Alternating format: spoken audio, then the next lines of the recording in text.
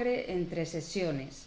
Hemos de tener en cuenta que un riñón funcionante pues trabaja constantemente, 24 horas, 7 días a la semana. Y la diálisis trabaja 4 horas, 3 días a la semana. Entonces, en el momento que no está el paciente en diálisis, pues todo lo que coma, los desechos metabólicos, se van a ir acumulando. A mí me gusta esta metáfora de si no tienes tiempo para limpiar tu casa a diario, pues intenta ensuciarla lo menos posible. Y ese es el objetivo que tenemos con la dieta en diálisis. Además, el riñón metaboliza los líquidos, entonces también vamos a acumular lo que se llama peso interdialítico, que es la diferencia de peso entre cuando entramos a diálisis y cuando salimos de diálisis. Salimos con un peso seco y vamos acumulando hasta la siguiente sesión. Ahí va a depender también de la capacidad que tenga cada paciente de orinar. Esto lo comenté en la primera charla, pero la desnutrición es muy prevalente en hemodiálisis por diferentes razones. Además, el tratamiento es muy demandante de energía y de proteínas, entonces mantener un estado nutricional muchas veces adecuado no es fácil. Y sin embargo es muy importante. También se ha visto que estados de desnutrición aumentan la mortalidad en pacientes en diálisis. Vamos a ver la siguiente. Igual tengo que apuntar al ordenador. Vale. Esta tabla también la puse el otro día. Son las recomendaciones, digamos, más oficiales de requerimientos nutricionales en hemodiálisis. Bueno, en diferentes estadios de la enfermedad renal. ERCAS, enfermedad renal crónica avanzada, hemodiálisis y diálisis peritoneal. Vemos unos requerimientos de energía, unas calorías mínimas que hay que tomar, una cantidad de proteínas de 1,2 que, bueno, se acercaría, estarían ligeramente por encima de las que necesita la población general. El fósforo está restringido a 800 miligramos al día. El potasio, bueno, un milimol aproximadamente son 40 miligramos de potasio. Una persona, por ejemplo, que pese 60 kilos, 6 por 4, 24, necesitará o podrá comer como máximo 2.400 miligramos de potasio al día. Que bueno, todos estos son números y entiendo que hace falta verlo de manera práctica y luego lo vamos a ver. El sodio, en todas las fases de la enfermedad renal, en este caso 1,8, 2,3 gramos al día. Y el líquido en diálisis está establecido en medio litro más lo que orine cada paciente. Hay técnicas de recogida de orina para determinar más o menos cuánto se está orinando en cada fase. Estas son las cosas más importantes de las que vamos a hablar ahora. Bueno, volvemos al potasio. La mayoría del potasio se absorbe por el intestino y se elimina por el riñón. El 15% por las heces y el 5% por el sudor. En enfermedad renal crónica hay adaptaciones, entonces lo que hace el cuerpo es decir, bueno, yo voy a eliminar más potasio por las heces. También por eso muchas veces es recomendable pues, evitar el estreñimiento y llevar unas pautas suficientes en fibra. El potasio se encuentra presente en alimentos naturales y beneficiosos, es decir, no hay que evitar los alimentos solo porque tengan potasio, porque son muchísimos, incluidos carnes, pescados y lo dicho, frutas, verduras y legumbres que necesitamos en la dieta por otras razones.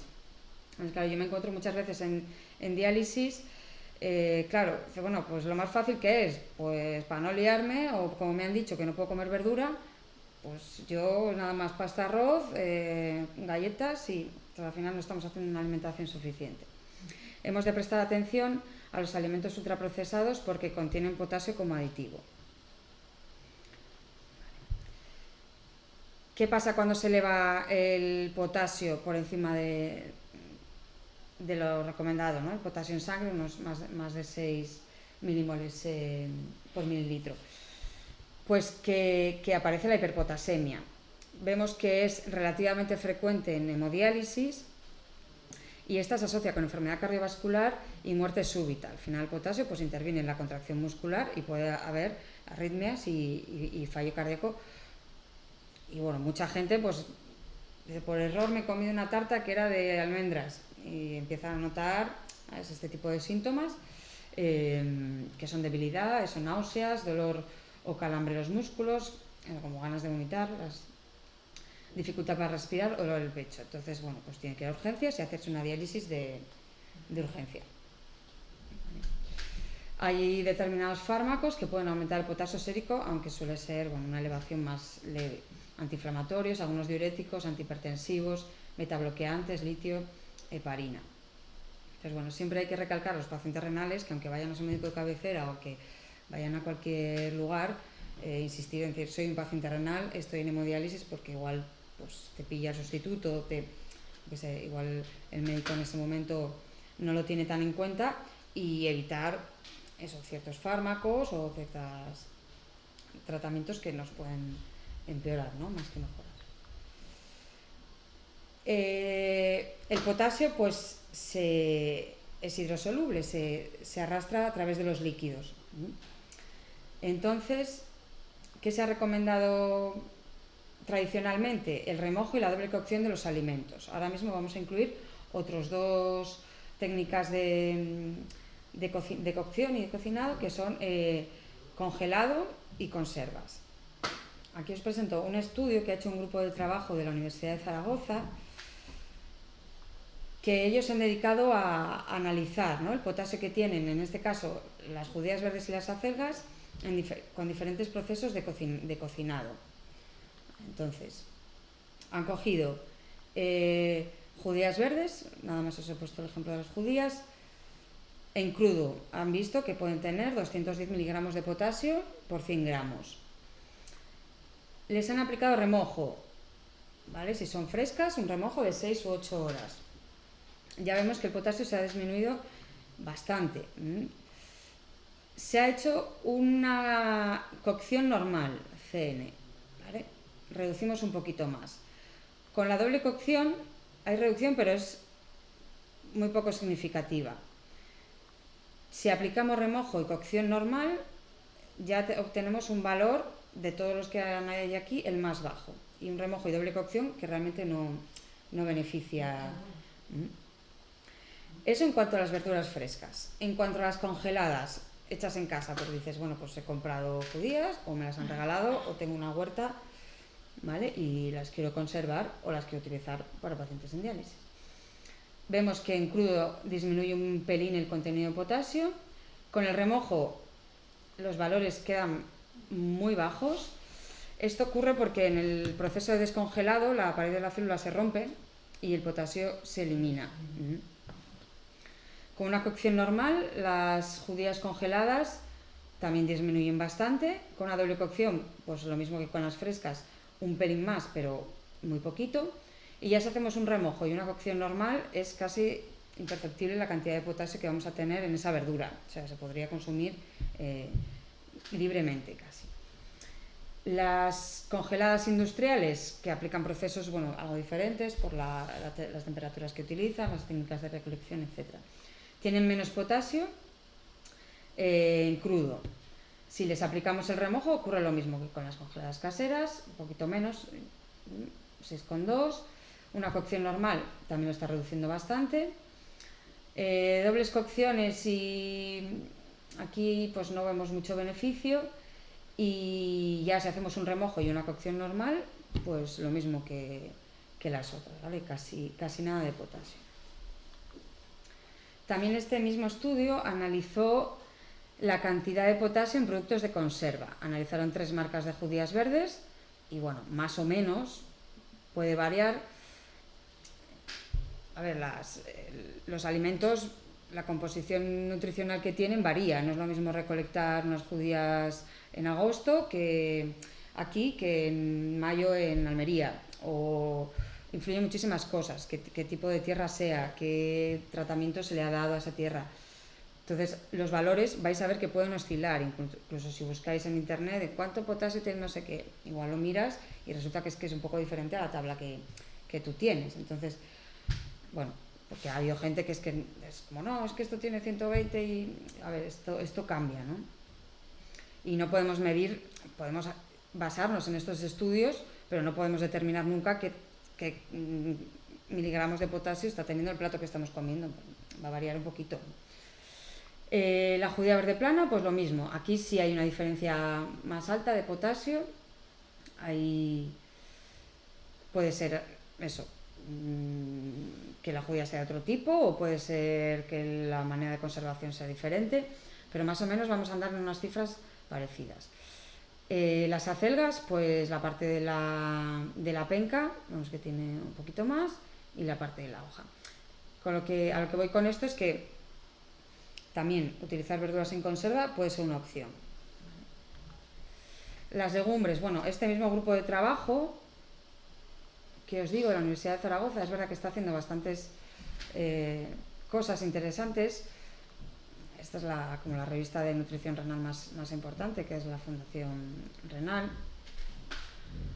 No hay tantos equipos de investigación en el mundo que estén trabajando en esto, desgraciadamente. Entonces, ellos cogieron y vieron que las conservas de legumbre ya de por sí tienen poco potasio, menos de 150 miligramos.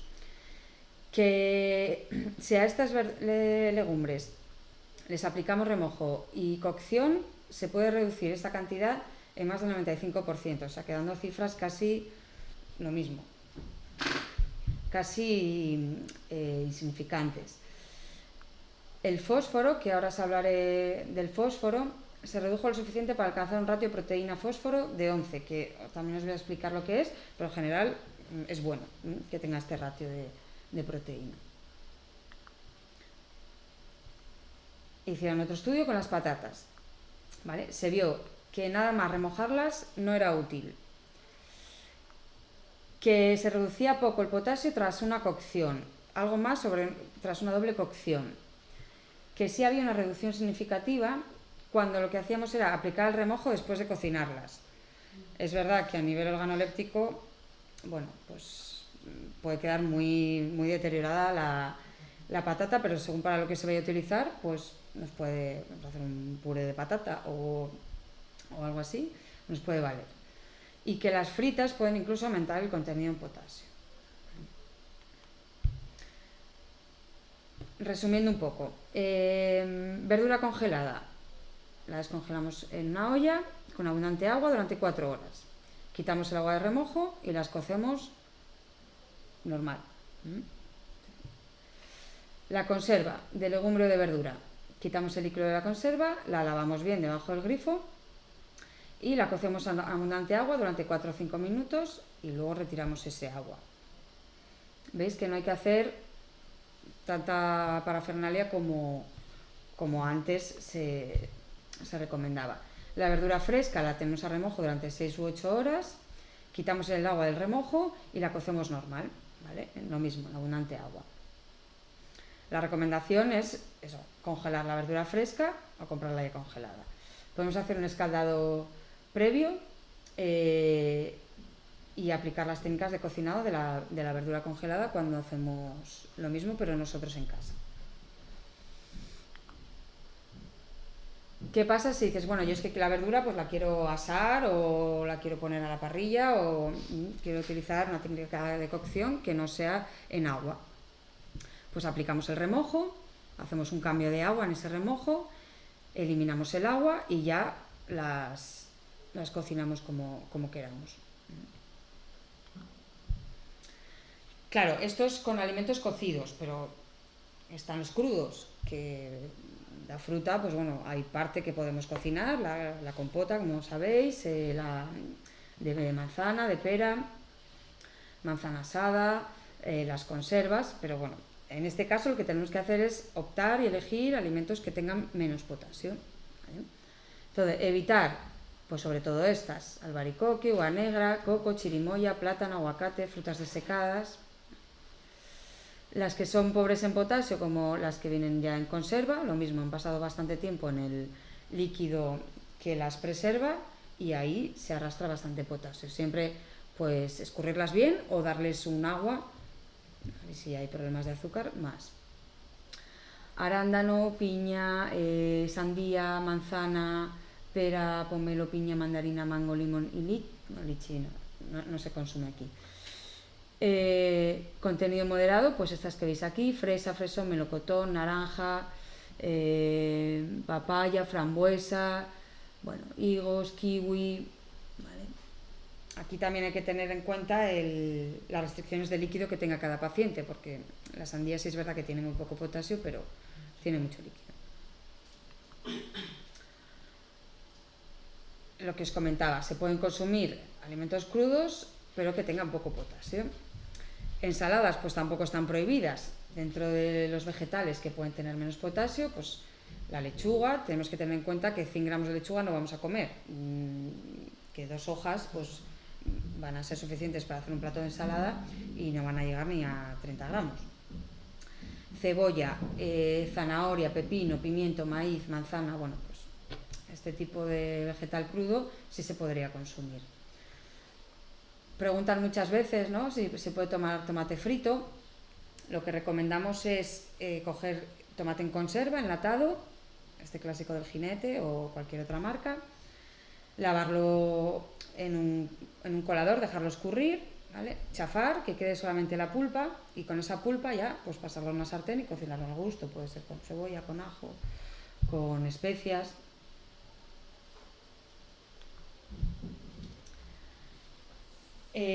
Cosas a tener en cuenta también del potasio: no se deben utilizar sustitutos de la sal. Muchas veces los pacientes, es que quiero una alternativa porque claro, no me sabe a nada, sobre todo cuando uno pasa de una alimentación sin restricción de sodio a estar en diálisis, cuando es muy de golpe, pues hay que adaptarse y cuesta. Y muchas veces ofertan los sustitutos de la sal. Hay que evitarlos porque contienen, en vez de sodio, potasio, y esto produce una elevación importante. Como anécdota más bien aquí, porque bueno, no es una fruta que se coma mucho en España, pero sí la veis en algunas tiendas, no se llama fruta del dragón, la fruta del dragón es otra, que se llama pitaya también. Se llama carambola o fruta estrella. Esta lo que tiene no es por el potasio, sino porque tiene una neurotoxina que se elimina por el riñón, y entonces en pacientes con enfermedad renal no son capaces de eliminarlo y puede acabar con, bueno, pues convulsiones, coma, incluso muerte, ¿no? Y nada más, digo, como anécdota, porque no es que la vayamos a consumir a diario. Dicho esto, respecto al potasio, claro, las recomendaciones que nos encontrábamos y que todavía nos encontramos, esto es así, pero bueno, poco a poco los profesionales se van actualizando y nos vamos más hacia esto que hacia esto. Pues pasta 2 días, arroz 2 o 3 días, verdura 1 o 2 días, legumbre 1 día a la semana. Entonces, claro, lo que es una pirámide de alimentación saludable, pues nos alejábamos realmente, ¿no?, con estas recomendaciones.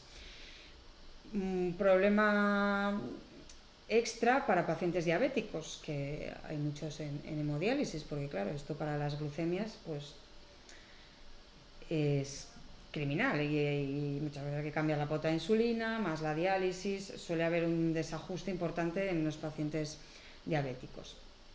Entonces, con las técnicas de cocinado aplicadas bien y sabiendo realmente qué ocurre cuando las aplicamos, pues ya podemos hacer una recomendación más saludable. Pasta de arroz 1 o 2 días, legumbre 2 días, verdura 5 o 6 días, lo que se recomienda para la población general, ¿no? Eso en cuanto al potasio. El fósforo, otro caballo de batalla que no es tan urgente como el potasio en cuanto a los efectos que pueda tener su elevación, pero que como leéis aquí, pues puede empeorar hiperparatiroidismo, osteodistrofia renal, promueve la calcificación vascular y favorece eventos cardiovasculares, aumentando la mortalidad. Entonces, el fósforo va calcificando las arterias y eso puede producir más riesgo de eventos cardiovasculares. ¿Dónde encontramos el fósforo? En alimentos ricos en proteínas. Este sería el fósforo llamado orgánico. Y lo encontramos también en aditivos de alimentos procesados. Sería el fósforo inorgánico. ¿Qué tenemos que saber? Que es importante que el 100% del fósforo inorgánico se va a absorber, ¿vale? Sin embargo, del orgánico, el que viene de la proteína animal, se va a absorber hasta un 70%, un 60-70%. Y de la proteína vegetal, un 30 o 40%. La diálisis sí puede eliminar los niveles de potasio elevados, pero con el fósforo le cuesta más, ¿vale? Menos del 20% del fósforo en sangre se va a poder eliminar con la diálisis. ¿Qué ocurre también? Que sí hay un tratamiento, varios tipos de quelantes del fósforo que se llaman, que los pacientes pueden consumir para regular los niveles de fósforo. Son normalmente sobres que hay que tomar durante la comida y tienen una consistencia muy densa, a mucha gente le sienta mal el estómago, entonces hay mala adherencia al tratamiento. Eso quiere decir pues, que mucha gente es que no los toma, o dices que si tomo esto no como, tengo que elegir porque me quita mucho el apetito o se me revuelve el estómago hasta la siguiente comida o hasta el día siguiente. Por eso, pues prestar atención a la dieta es una manera de evitar, o de aquellas personas que realmente no toleran los quelantes. Recomendaciones entonces para mantener el fósforo a raya: reducir las fuentes de proteína animal y aumentarlas de vegetal, eliminar los alimentos ultraprocesados, limitar el consumo de lácteos, que sí son muy ricos en fósforo. Siempre y cuando no haya restricciones con el potasio, se pueden consumir cereales integrales, porque la fibra lo que hace también es como un quelante natural, digamos, arrastra en el intestino el fósforo. Y conocer el ratio fósforo-proteína, del que os he mencionado antes. Se trata de cuánto fósforo hay por gramo de proteína en un alimento. Como las proteínas son muy importantes en el tratamiento de hemodiálisis, no las podemos restringir, pero sí podemos decir, voy a elegir alimentos que me aporten proteína, pero no me carguen de fósforo.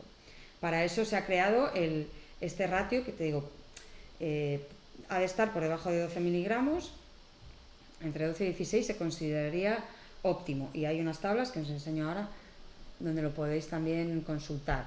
Está pequeñito aquí, bueno, ahora os he puesto una un poquito más grande. Por ejemplo, yo que sé, pues aquí garbanzos tiene 19 gramos de proteína, 310 de fósforo y un ratio proteína-fósforo de 16. ¿Vale? Estaría, lo dicho, al límite. Contiene fósforo, pero aceptable. Aquí os he ampliado, por ejemplo, lácteos, para que veáis la diferencia entre, por ejemplo, un queso fresco tipo Burgos, ¿vale? Va a tener fósforo unos 620, ponte.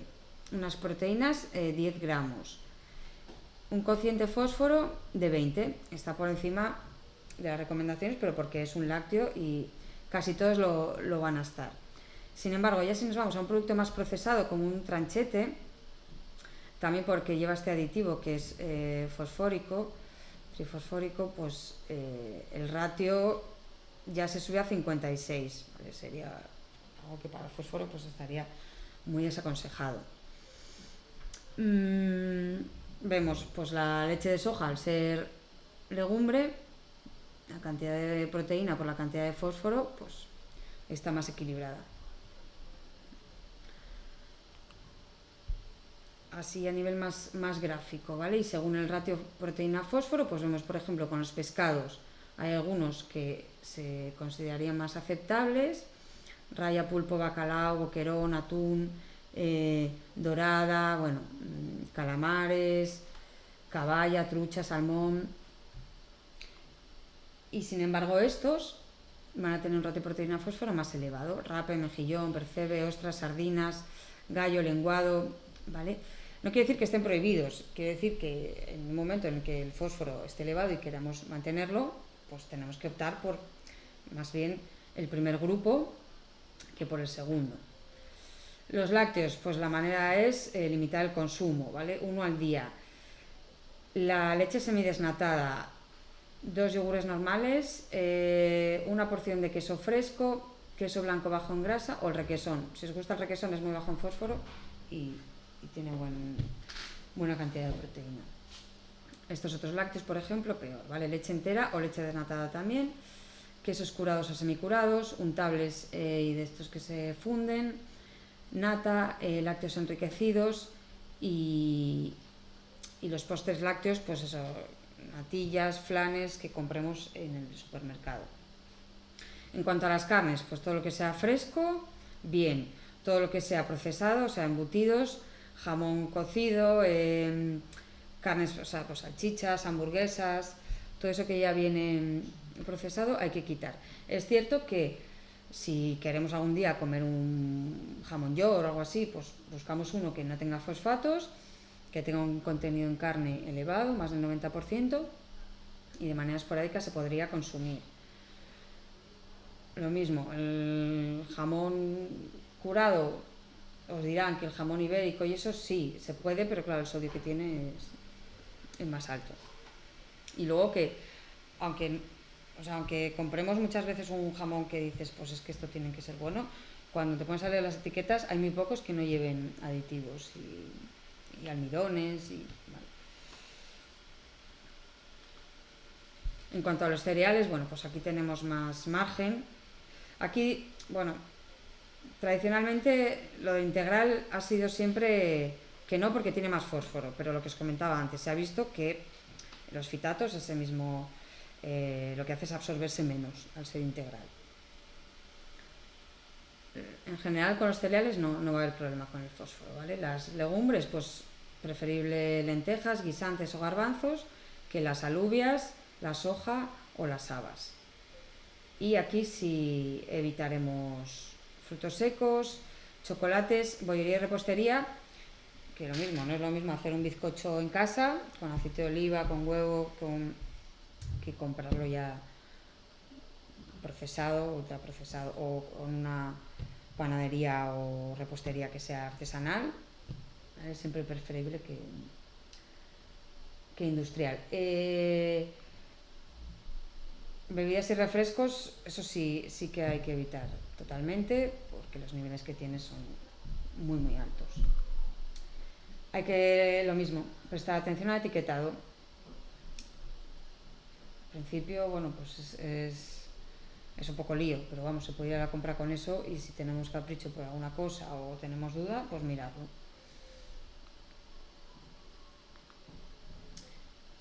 Pasamos al tema de la sal, el sodio.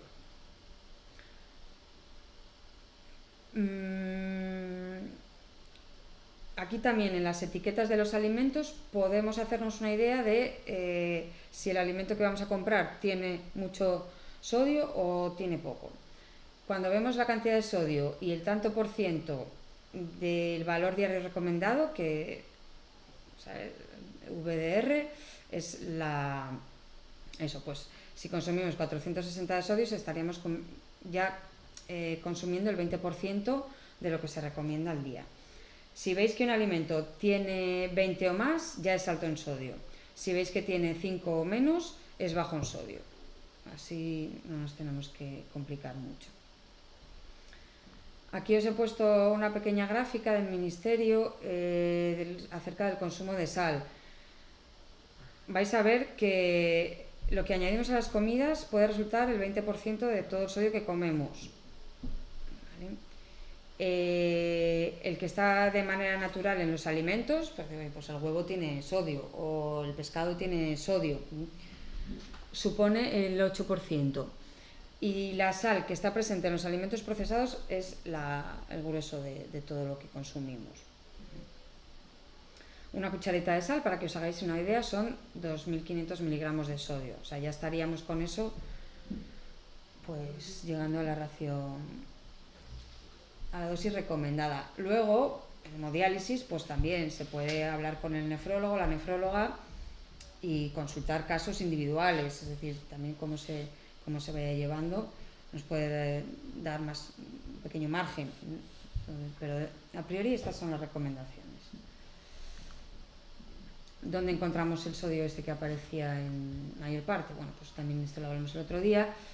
Conservas, mariscos, los embutidos, alimentos ahumados, quesos condimentados, sobre todo los amarillos, los más curados van a tener más sodio. Mozzarella, queso crema fresco, va a tener menos cantidad.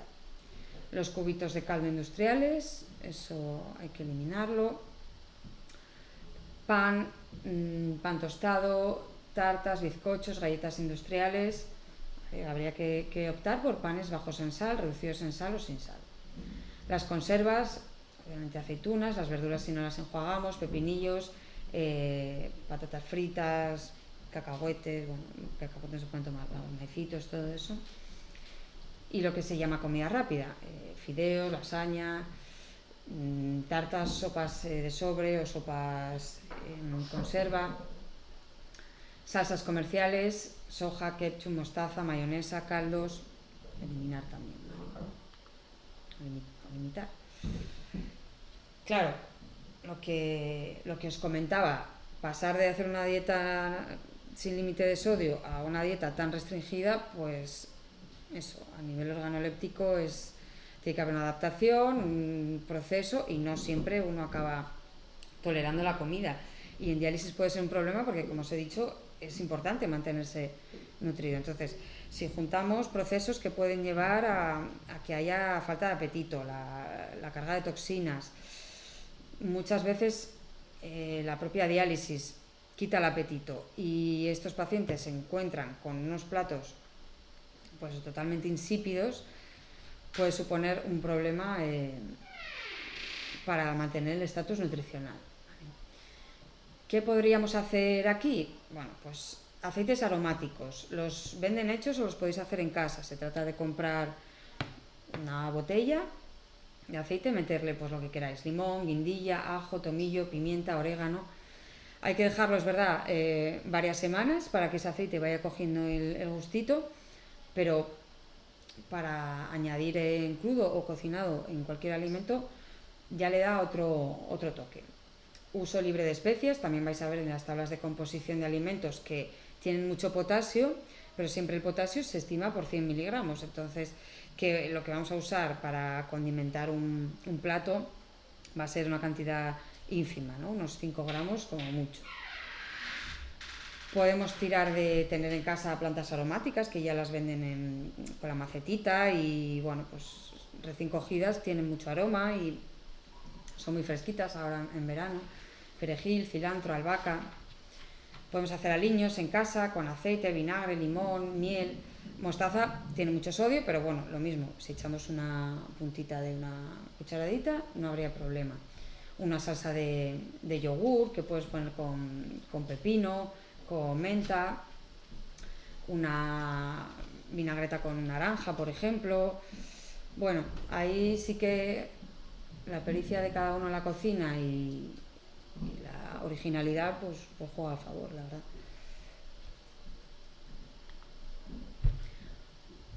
Los líquidos, esto suele ser lo más problemático en diálisis, lo que a la gente le cuesta más llevar. Claro, tanta restricción lo que acarrea es una sed que muchas veces es constante y los pacientes refieren como una obsesión con el agua. Pero claro, el cerebro le está diciendo bebe, bebe, pero no podemos. La cantidad de líquido, bueno, ya digo, está establecida en 500 mililitros más la orina, pero debería ser individualizada, ¿vale? Y depende de la capacidad del paciente de producir orina. Eso, la recomendación, lo que os digo, es esta. ¿Qué síntomas puede presentar un paciente que tiene mucho líquido o mucho líquido interdialítico? Pues dolores de cabeza y baja energía, edemas, ¿vale? En la cara, debajo de los ojos, las famosas ojeras, manos, pies, dificultad para respirar porque se acumula líquido en los pulmones, sensación de opresión, de dolor, porque lo mismo, estamos añadiéndole una presión al corazón que no debería estar ahí, ¿vale? Y esto provoca hipertensión arterial, que ya sabéis que puede producir un accidente cerebrovascular. ¿Cómo podemos controlar los líquidos? Bueno, no vamos a quitar la sed, pero podemos controlarla. Cuanta menos sal, menos sed, ¿vale? Podemos utilizar pan tostado o tostado en la tostadora. Al final el pan tostado es pan fresco sin agua, o sea, no tiene más. Luego, pequeños trucos para reducir la cantidad de líquido que vamos a estar ingiriendo con los alimentos. Después de aplicar las técnicas de cocción, si nos apetece o estamos el fin de semana, que es cuando hay que tener más atención con los líquidos, o tenemos un mal control de ellos, en una sartén se saltea en un horno